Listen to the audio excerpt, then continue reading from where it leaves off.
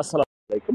প্রিয় বন্ধুরা, অনেকদিন পর চলে এসেছি কুয়েতের রাজধানী এই কুয়েত সিটিতে, এবং কুয়েত সিটিতে বললেই শুধু চলবে না।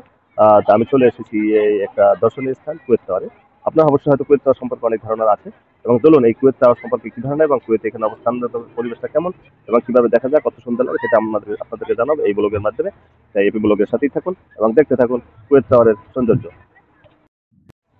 আবার আপনাদেরকে সালাম জানাই, আসসালামু আলাইকুম। তবে বন্ধুরা, যেই কথা সেই কাজ। চলে এসেছি এই ব্লগে একটি ব্লগ করতে, এবং কুয়েত টাওয়ারে সেই ব্লগটি তৈরি করবো। এই ব্লগটির সাথেই থাকবে, অবশ্যই দেখতে থাকেন। এখানকার আসলে এটা কুয়েত টাওয়ার, এবং কুয়েতের রাজধানী থেকে প্রায় 10 থেকে 15 কিলোমিটার দূরে পূর্ব দিকে অবস্থিত, এবং আরব সাগরের পাড়ে অবস্থিত। এই যে আরব সাগর, এই আরব সাগরের পাড়ে অবস্থিত এটা কুয়েতের একটা ঐতিহ্যবাহী এবং দর্শনীয় স্থান, এবং এটা একটা টাওয়ার এখানে অবস্থিত আছে। যে টাওয়ারটার কিছু ইতিহাস আছে এবং ঐতিহ্য রয়েছে, সেটা আপনাদেরকে জানাবো। তবে সেটা আপনি জানতে হলে ভিডিওর সাথে থাকতে হবে এবং পুরোপুরি ভিডিওটা দেখতে হবে। ভিডিও দেখলে আপনি দেখে আপনার মন্তব্যটা কিন্তু আপনি জানাবেন। এবং এর চারদিকে দেখেন আপনার পাশে কি সুন্দর করে হোটেল মোটেল তৈরি করা হয়েছে, এবং কি সুন্দর খেলার মাঠ তৈরি করা আছে, এবং এভাবে গাছ পালা এবং বসার ব্যবস্থা করা আছে। হোটেল আছে আপনাদের খাওয়ার দাওয়ার জন্য, সকল সুব্যবস্থা করা আছে এখানে।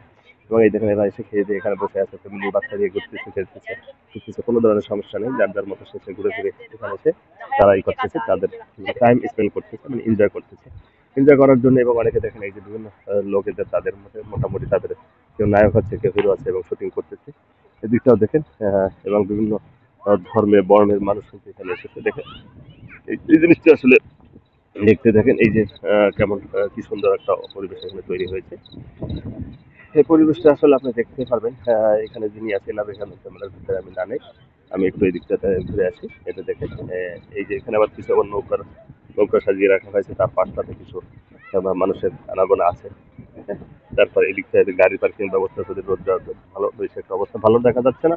এদিকটা দেখেন এই যে অবস্থা, এবং এই যে সমুদ্রের পাড়টা। ঠিক আছে, আমি ঘুরে ঘুরে এই জিনিসটা দেখানোর আসলে আপনাদেরকে চেষ্টা করলাম, যে এটা কেমন আসলে, এবং পরিবেশটা আসলে এক নজরে আসলে যদি আমি যদি এখন পরিবেশটা এক নজরকে আপনাদেরকে দেখাই।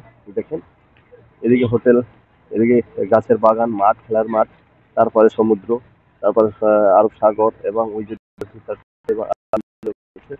এবং সব ওই যে কুয়েতটা, এই টাওয়ারটা অবস্থান। এবং টাওয়ারটা খুবই চমৎকার, এবং দেখতে রাতের বেলা এটাতে সবগুলো ঝিলমিল এবং বাতি জ্বলবে, সেই সময় আরো সুন্দর দেখাবে এটা।